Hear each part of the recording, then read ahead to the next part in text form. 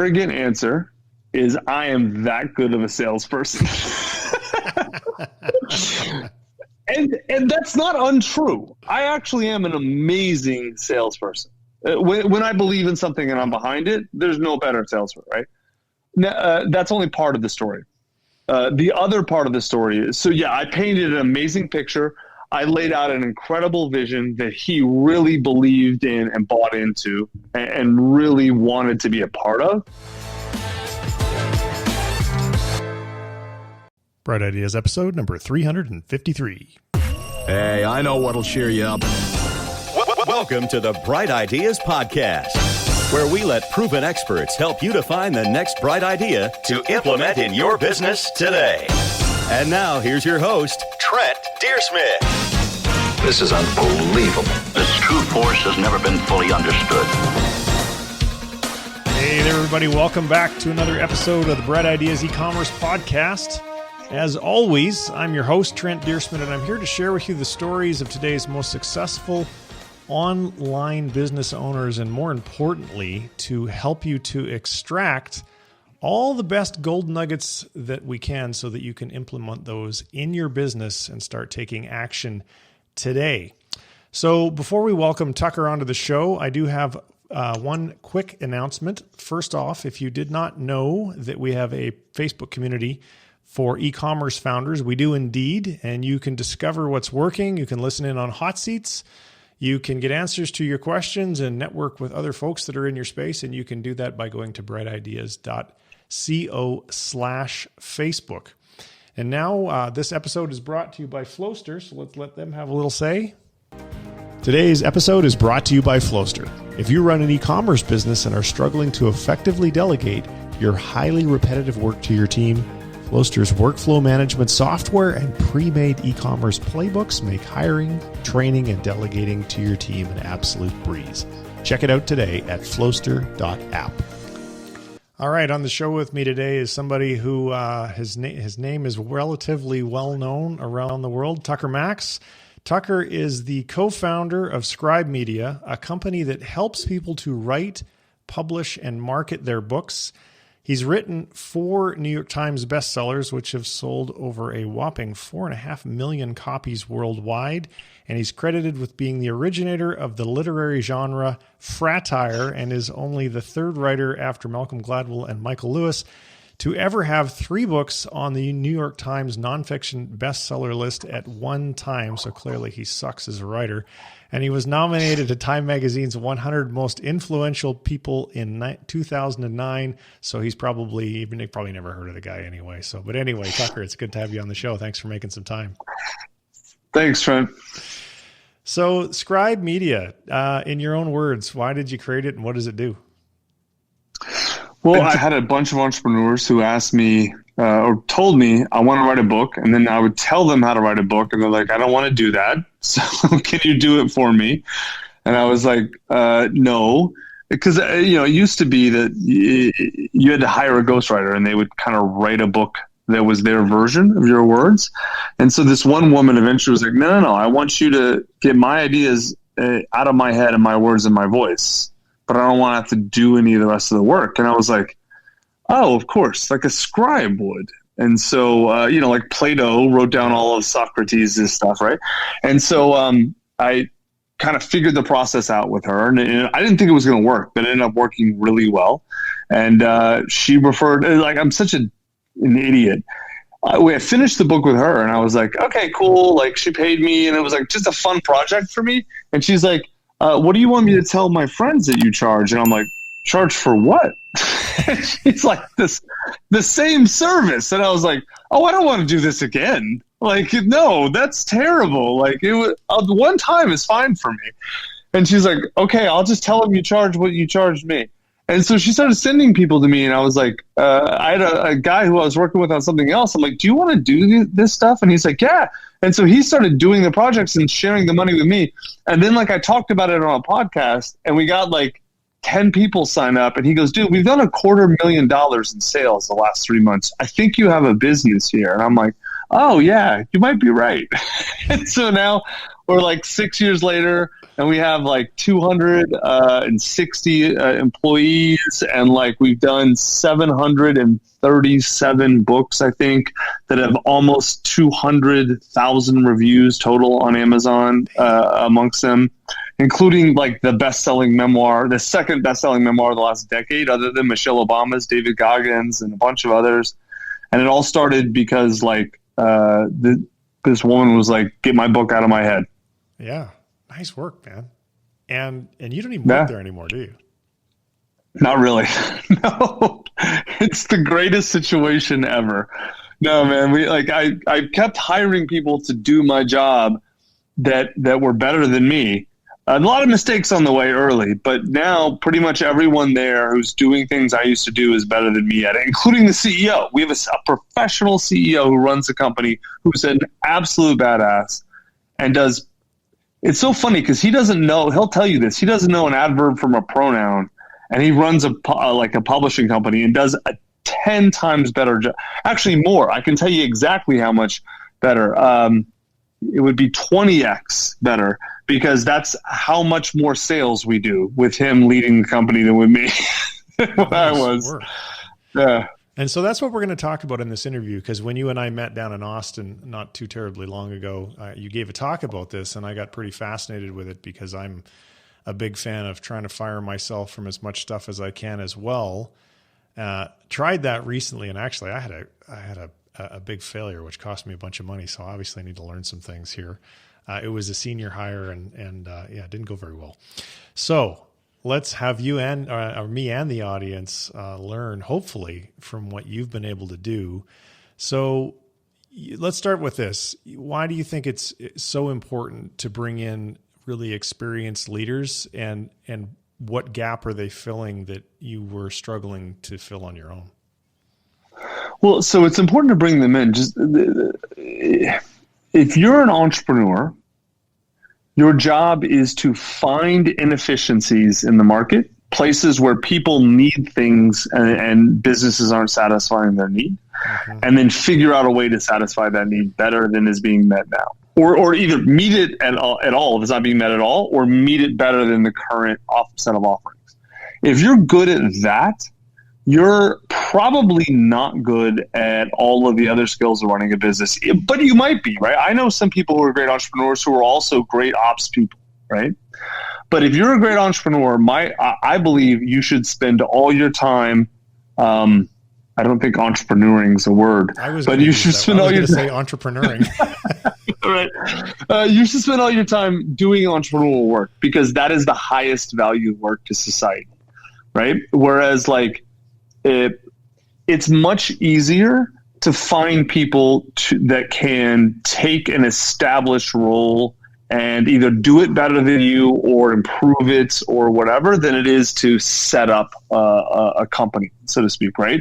Like it's much harder to find people who can come up with ideas and push them into existence than it is people who can run those ideas once they're established and scale them. I think they're genuinely different skill sets. And if you can be an entrepreneur, you probably should, because that's I don't want to say that's the hardest thing. It's just right now it's the rarest thing. I could imagine a situation reversed where everyone was coming up with ideas and no one could scale them, and the people who could scale them would make the most money. And they do make a lot.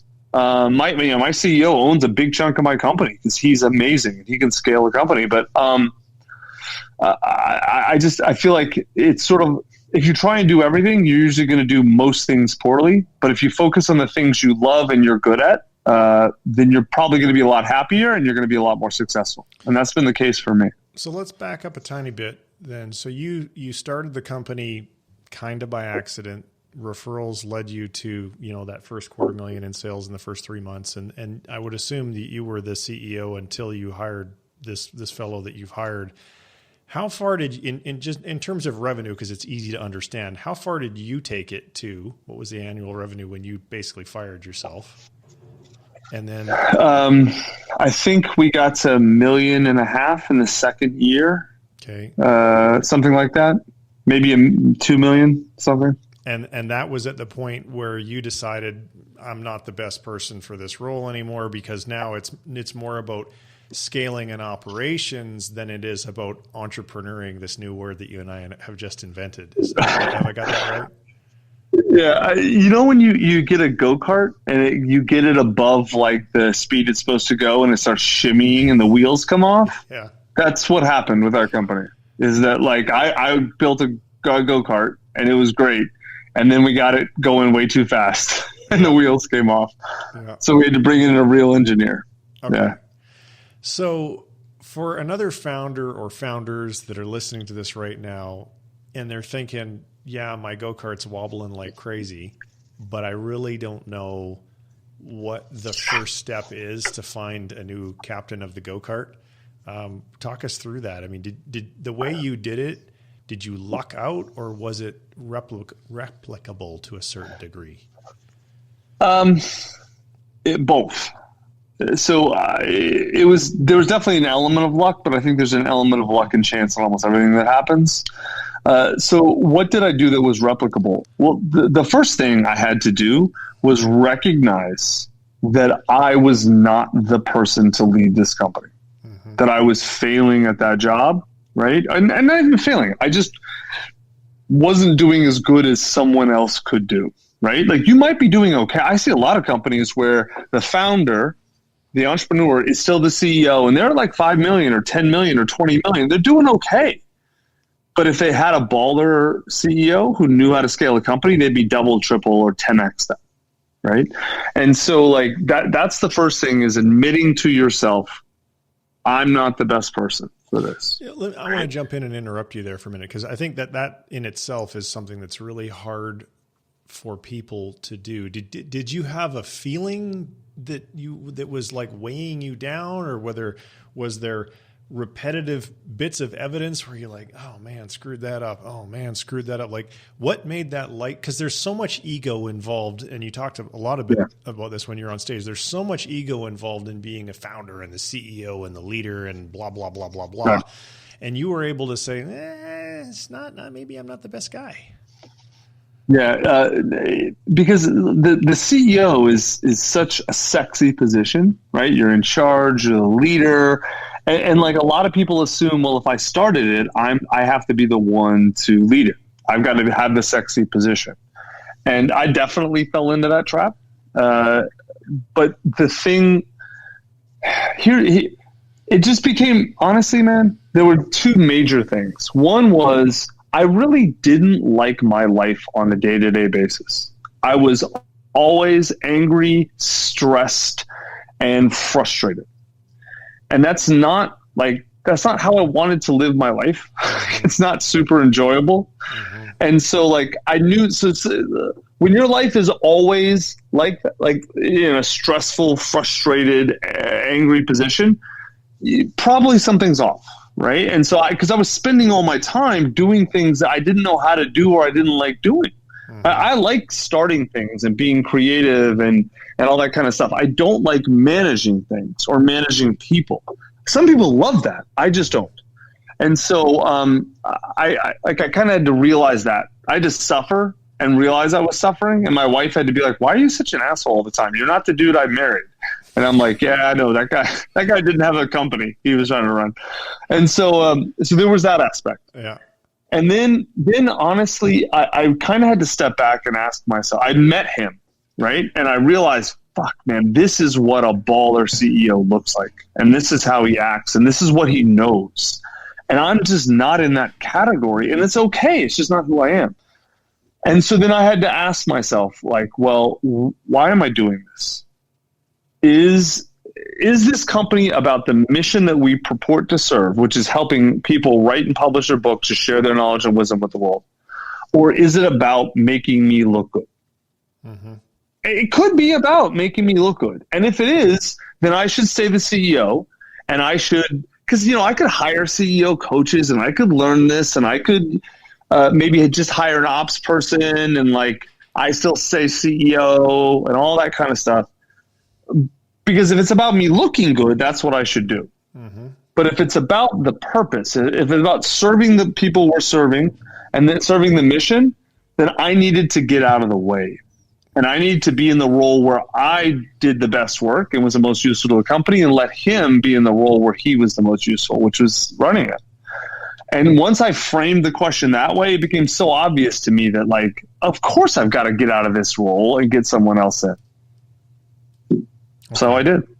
So let me go back to the question that I interrupted you. What portions of the finding of this person do you think can be taught to whoever's listening to this interview? Because right. that's what they want. So the first one is recognizing that, right? Seeing it and then understanding, okay, this is something I need to do and I want to do. The next thing you've got to do, and I kind of got lucky here, but the next thing to do is to really understand who it is you're looking for and then go find that person. Right? Rarely is that person going to just, they're not knocking on your door, being like, hey, I think you got a company to scale. I might be helpful. Like even us, it didn't happen like that. Javon was a client of ours, but I had to bring this up to him and I had to vet him and explain it to him and all that kind of stuff. And then honestly, truly, a lot of founders have this, like I just talked to a guy 2 days ago, a good friend of mine, who's in the same position. He called me up and asked me advice about this. And he's like, he still had the assumption that like the CEO role at his company was sexy and people should be lining up to take it. And I said, dude, let me ask you a question. Like, describe the person you want to run this. And he described a badass CEO. And I said, how many options do you think that guy has for jobs? And he said, oh, dude, endless. This guy could get almost any job anywhere. And I said, well, why the hell is he going to work for you? And he's like, oh, man. Like, if you don't step out and look at it from someone else's perspective, it's so easy to get lost in all the things that are good about it or why you think they should like it or what's all that. But you've got to look at it from their perspective. This person is a badass and they have a million options. Why are they going to take yours? Right? And so it's sales. You've got to get into a sales role once you find the person. Because unless you're running like Apple, right, you're not going to have badasses knocking down your door begging you for that job. Because it's a hard job, even if you pay them a lot, and even if they get equity and they get all the benefits of leadership, it's still a really, really hard job. And chances are you're, as the founder and probably the person who owns the majority of the company, you're going to make the most money. So why is someone going to come kill themselves for you? Right? So you got to have like a really good company or a good opportunity, and you've got to be able to sell the hell out of it to someone who has 50 other things they could do. And if you don't know why they're going to come, like what the argument is, they're not coming. So did you hire, sorry, what was his first name again? Javon, is that what you said? Javon. Javon. Yeah. You were at $1.5 million in revenue when you hired them? Yeah, but $1.5 million too. Yeah. Okay. So first question that comes to mind, the pragmatic side of me, and I want to come back to what you just said, but the pragmatic side of me says, well, at $1.5 million, you're not throwing off that much EBITDA. How can you afford I know exactly what you're going to ask. How the hell did you get that guy? How can you afford someone unless you're going to give them such a huge chunk of the pie because they're already rich or whatever? So the arrogant answer is I am that good of a salesperson. and that's not untrue. I actually am an amazing salesperson. When I believe in something and I'm behind it, there's no better salesman, right? That's only part of the story. The other part of the story is, I painted an amazing picture. I laid out an incredible vision that he really believed in and bought into and really wanted to be a part of. So I told the story where he was the hero and he was Luke Skywalker of this company, and I was the Obi-Wan or the Yoda, whatever. And so he really wanted that. And so that was a big opportunity because he'd been president of another company, but not really the CEO. And he was the one who scaled that, but the founder took all the credit. And so I was over here with a better company, better opportunity with all this growth in front of us saying, I'll step aside for you. I'll let you be the head and I'll let you get the credit. Right. And so that was very appealing to him. And then also, he got a good equity chunk, right? It actually started about 10% with an option to buy 5 more. And he so outperformed that deal that he now owns the same amount that I do. We're both 37.5. And then my other co-founder is 25. And so which is fine because he's done so good. I mean, we're well over 50 million in sales now. So he's so outperformed any deal. I would much rather have a small piece of a huge pie than a big piece of 37% pie, right? of 50 million is better than 100% of 9 million. Right. Hell yeah. And so, there's that, right? And then also what he really wanted, I got to know him really well. And I got to understand who he was and what did he really want from life. And I realized what he wanted from life, my company that I started, Zach and I started, could give it to him. And I could help him along that path get the things he really wanted. And so I sold him not just the vision of the company, but a vision of his life that he wanted, right? He wanted to write a memoir and tell his story. And he wanted to be be not famous, but he wanted to get recognition for the things he'd done. Yeah. And he was I'd already done that for myself. And I'm like, I can do that for you. Cause I can easily show you how to do this. This is what this company does. We can really help you with that. And it was very appealing to him, because every other opportunity he was looking at was more money than us. We were the lowest paid opportunity, but all those others were just money, right? There was a huge private equity firm that offered him a lot of money to run a software company. But if he did that, he wouldn't be the star. It'd be the private equity firm, right? And it would just be money. He'd be a mercenary. But with us, he's the hero. He's the king, And so that was very appealing to him. And so here we are.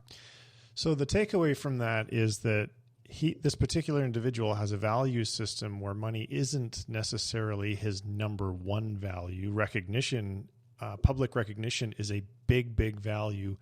How did you figure that out with certainty before you hired him? So that, because there's this, people will come in and they'll tell you one thing, but then their actions, which speak louder than words, will tell you something entirely different after the fact.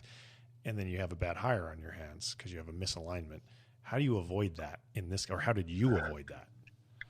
Yeah. So, what we did, I brought Javon on as an advisor to my company first. And so he was in a couple executive meetings. And dude, he just ran the meetings and he just took them over, but in a way that was so natural. And of course he should be running this. He knows way better than me, what we're doing. And so so we worked together for a while. Right. And then there's two other big things we did. One was I tested him in terms of honesty. Right. So there's a couple ways to do that. One is that I shared a lot of stuff about me and my life, private, personal, difficult things that aren't easy to share. But, once I got to know him, not the first time I met him, it wasn't hey, nice to meet you. I'm going to overshare right now. It was appropriate. Right. But I wanted to see how much he shared back. Because I could tell there was stuff he wanted to say or explore. But if someone gets the opportunity in a vulnerable, appropriate situation and doesn't share back, that tells you something about them. But then the other big thing you can really do, if you want to get to know someone, go travel with them. Right. And so I know it maybe is hard in the COVID era, but this was years ago, back when people could get on planes without being weirdos. And I forget where we went or what we did, but it was just a tiny short trip. Because when you go travel with someone, they can't hide who they are. I always say get drunk with somebody. There's no way to hide. He doesn't. Yeah, it's true. He doesn't drink though. Oh well, that's not going to work then. It would work. All right. So now myself and some people who are listening to this are thinking, I love this idea. Maybe I'm not ready yet, but I need to get me and my company ready so that at some point in the next 12, 18, 24 months, I can go out and find myself a CEO so that I can take a step back and be the innovator or the chairman or just a shareholder or whatever. What do you need to be doing? And hell, use me as a guinea pig if you want to, but what do I need to be doing in my software company now so that when I get to a couple $1 million a year in revenue that I can go out and do mine and find my guy, assuming that's what I wanted to do. Yeah. So I would start right now thinking first off about what type of person you need and who you need to run the company. What skills do they need? Create an avatar, just like you would in marketing. Mm-hmm. Who is the avatar CEO, right? Then I would start really thinking about how you're going to sell that person, right? Like why are they going to want this? Like this role. And so have those arguments ready, know what the counter arguments are, what the weak spots are, admit them to the person, and then explain why, like, hey, listen, yeah, we've got these things that are challenges, but if you're the person you say you are, you should be excited about them and you should be able to overcome them. And here's why, right? So you want like the obvious benefits, the counter arguments, and then the counters to the counters, right? Or why those are opportunities.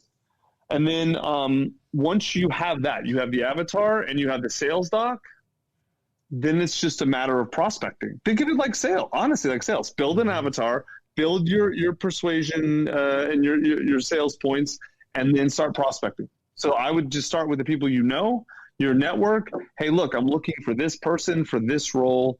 Here's the reasons they are going to love it. Do you know anybody? And say, like, hey, if you bring me this person, I'm going to cut you a big ass check.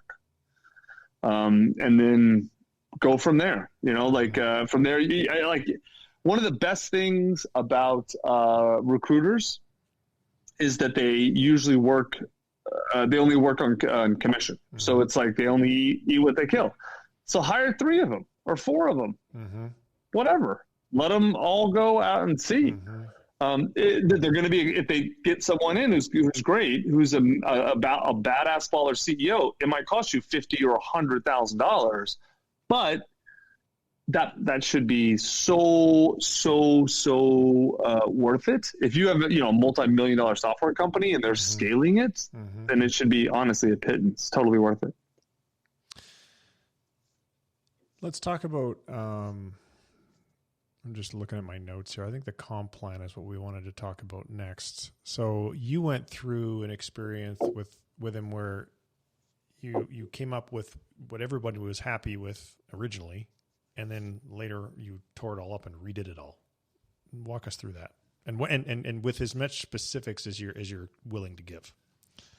You mean like the branding of the company? No, the comp plan. His. Okay. So this is one of those things where you have to know your audience, right? So Javon, like recognition is big for him. And so it's not just like public recognition, it's recognition from the people around him, right? And so as we were about 3 years in, he had done such an amazing job and, gotten, of course, all the accolades and praise from me. But it's one of those things where this is like, in sports, like when someone really outperforms their contract, if the team's smart, like the Chiefs did with Mahomes, they come to you way before your next contract expires and says, let's talk now and get you signed now.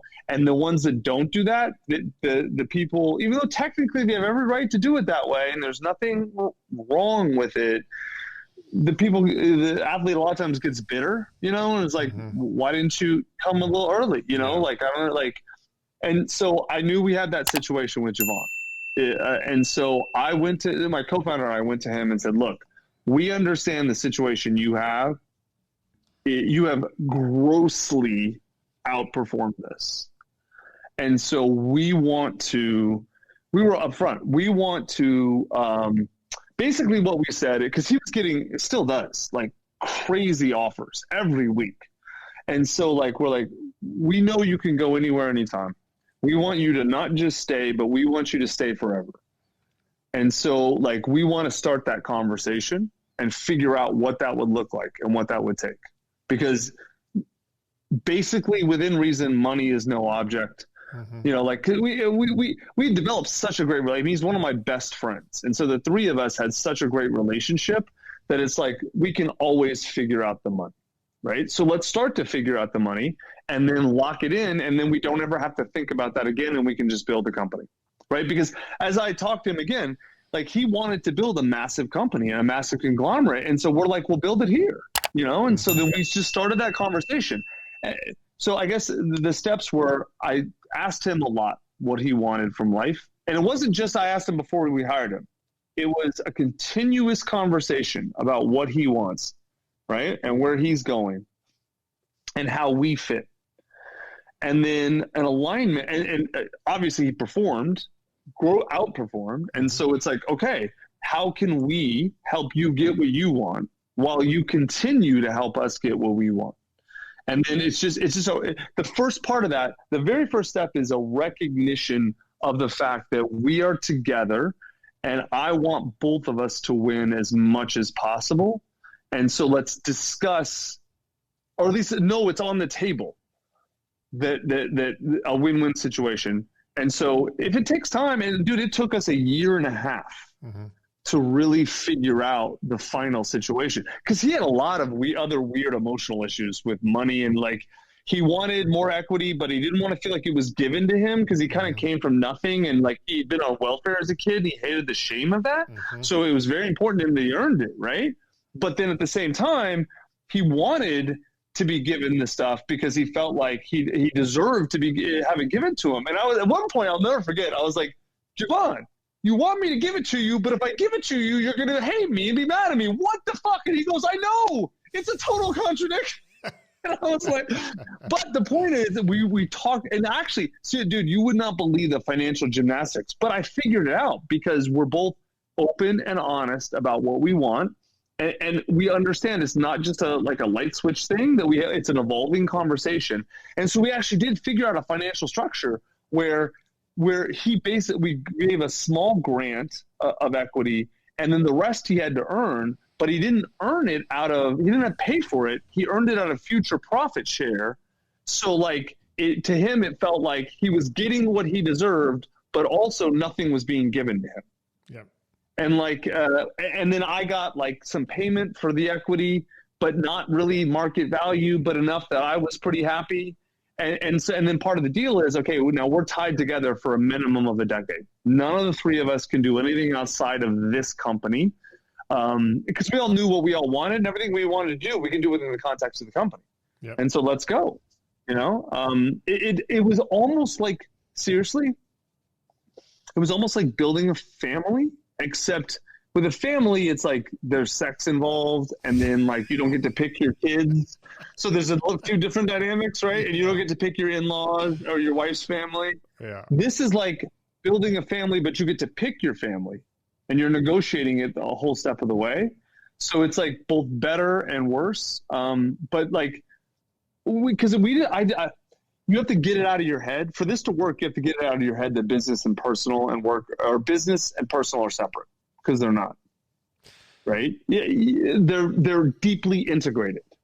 Even if they are separate, they're like the roots of a plant and the soil of a plant are not the same thing. But for both of them to work well, they need each other, and they go together. Yeah. So it's sort of the same thing. Did you have, and this question is coming from the experience that I just went through. We didn't even make it to 3 months when a VP level person who joined had to no longer be on the team. There was a cultural misalignment. It wasn't a lack of skills. It wasn't that they weren't a good person, just culture clash. Did you build any kind of escape hatch for you early on, so that, because you're going to learn a lot in the first couple of months of working with someone on a day-to-day in and out basis that might not have shown up beforehand, or did you do enough, engagement and advise, having him on your board or as an advisor, I think is what you said to the company beforehand, where that wasn't a concern? Yeah. So, I mean, it's a good question. If you're hiring, this wasn't hiring an exec position. This was like, when you hire a CEO, man, it's almost like at least the level I'm at for smaller companies where you're like, not a private equity, where it's like there's tens or hundreds of millions and you're hiring someone with a long track record. And that's more standard hiring process. Mm-hmm. When you're an entrepreneur, it's almost like what's a really good comparison? It's almost like dating, like it really is. And so in dating, there isn't like, you kind of go step by step. Okay, well, we're going to meet for drinks. And then if you like it, maybe we do dinner. And then maybe we do like a long dinner with like something afterwards and dancing. And then we hook up. And then, there's like steps to dating, right? And so with a super high level, CEO level, bet the company style hires, I think you really do need to take it slow and get to know the person in as many different ways as possible. That's why we went on a trip together, and it's why I had him in meetings, and it's all that sort of stuff. Every hire that we've ever had, like at the executive level now, like, because we've hired a couple of executives, not at his level, but the level beneath him, VP level, you want to call it. And for those people, we do the same thing. We fly them in, we spend a ton of time with them, we go to dinner with them. Multiple 6-8 people in the company interview them. People that would be reporting to them interview them. We try and put them in stressful situations. We try and put them in casual situations. We send drivers. I'm going to give this secret away. This is an amazing one. So we'll fly someone in, and then we have we'll say, hey, listen, instead of you having to do an Uber, we'll hire a driver. So like, just call this number and this company. We know who the driver is. Like, it's a guy. It doesn't work for us, but it's a guy we know who we hired for a lot of our stuff. And so, like, he comes in and he evals the person, right? Because, like, how do they act to serve as personnel? Are they polite or rude or dicks or what? Yeah. Exactly. Right. So, like, they're getting evaled as soon as they touch down in Austin in ways they don't even realize. Yeah. Right? Because we do, for high level hires, man, you really, really do need to know the person. Another way that can work well, I learned this from Gary Keller and Jay Papasan, like Keller Williams Real Estate. Yep. We do this. This works really well. You ask for referrals, right? And of course, they're going to give you people, check them. But if the person has any confidence at all, they're all going to be good people. Ask those people for the names of other people that knew that person, right? So like if I'm checking on you and you give me an old partner of yours named Bill, I talk to Bill, and Bill loves you, and Trent's the greatest, and Trent shit's gold, and whatever. Okay, hey Bill, who's someone that knew Trent at least as well as you that maybe has a different perspective? Doesn't have to be better or worse, just different. Oh, you could talk to Frank and Jim. Great. Then you start to get the real person, which is funny because I did this with Javon, and I found out amazing stuff about him.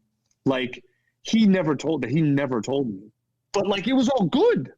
It was like when he was in his mid-30s, he was married to a woman, and long story short, like she had a kid from another marriage.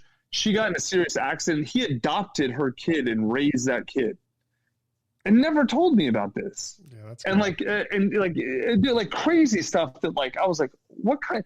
Another person that he didn't even introduce me to as a reference told me about how he ran a food bank in his spare time when he was like the best mortgage sales broker at Wachovia. I'm like, he would go spend his nights at food banks, and like, yeah, it was pretty amazing. We didn't know what the hell he was doing. This guy was rich, and I was like, what kind of person doesn't share this? Like, yeah, like humble one. I thought, right. Well, obviously a humble, God-fearing one, but I was like, wow, like I would be telling everybody this. Yeah. Yeah, no kidding. I would too. All right. We are getting close to running out of time. We're not going to get through the rest of all of our questions. Let me just have a look here. I think I've asked. Yeah, let's finish up with this one. So obviously, yeah, and you said this when you were on stage. You know what my calendar looks like now? It's empty. So you've got a lot more free time than you had before. So how has your life changed? Do you do any work to do with the company at all? Or are you off doing new projects that require entrepreneuring, or what does it look like? I'm doing both, but within the context of the company. So we're launching 2 new things this year. Well, actually, I think we're going to launch several. But in my purview, I'm building 2 new things. One is like a memoir sort of program, like kind of a new style of memoir program that I'm like creating from scratch and whatever. And then another is a new sort of publishing arm that's going to be a little different than what we do. And so like I'm leading both of those, and it's just it's me being the best version of me. I'm kind of off on an island. No one's bothering me. And like when I need shit, I go get help. But otherwise I just come back with stuff I build, and then we test it and it gets going. And then once it gets to a level that like, we start hiring people, then it goes over onto Javon's plate and he hires those people and scales it. Got it. I love it, because that's what I enjoy the most as well. And that's, as I'm listening to this as a guest, as well as as an audience member, as well as the host, I'm thinking, yeah, this appeals to me. Because so basically what you've said is you come up with these ideas, you test and you validate these ideas. The ideas, some of them get traction, some of them fail. For the ones that fail, over the shoulder, see you later. And for the ones that get traction, you're like, all right, here team, scale this. I don't want to do this anymore because I've already proven that it worked. Exactly right. Yep. That's a nice life. It's working well. Yeah, it's so great too, dude. Our company, it's so funny, man. The company is doing better than Scribe. The main company is doing better than it ever has. And there's so many things happening there now where it's like people email me. They're like, hey, like blah blah blah blah blah. Your company, I saw this. Like, I want to get on the phone and talk about it. I'm like, I don't have any idea what you're talking about.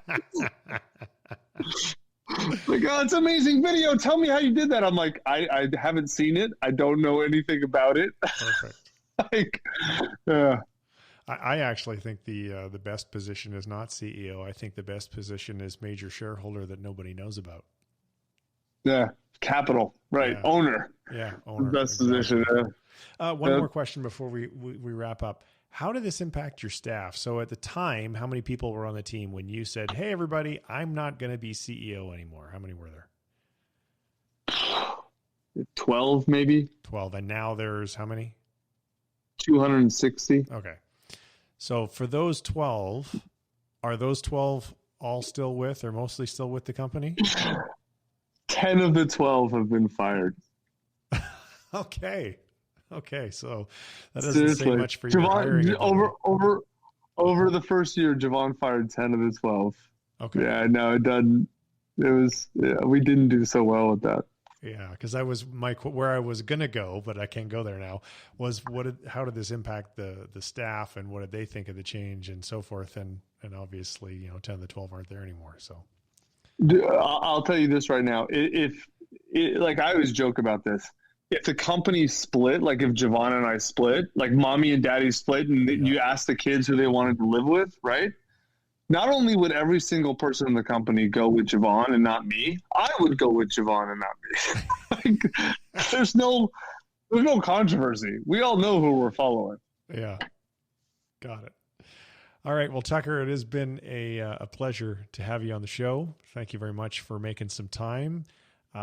If anyone wants to get a hold of you to get a book written, or they've got some other idea they want to run by, a joint venture or whatever, is there a way for them to get in touch? If you want to talk about books, don't talk to me because I don't know. Like, I'm not the guy. Go to scribemedia.com and fill out the consult form, and you'll talk to Ricky, who's amazing. She's truly better at that than I am. Anything else, just like hit me up on Facebook or Twitter or Instagram. Don't ask me if I want more followers though on Instagram, because I don't. You don't have to sell me that. Like, I get 50 of those messages a day on Instagram. It's crazy. Yeah, any of the social media things are fine. All right. Thank you very much, everybody, for listening. If you haven't already done so and you enjoyed this episode, please subscribe, rate and review it on your favorite podcast listening app. And you can get to the show notes for this episode at brightideas.co/353. Thanks so much for tuning in. Take care. Bye-bye.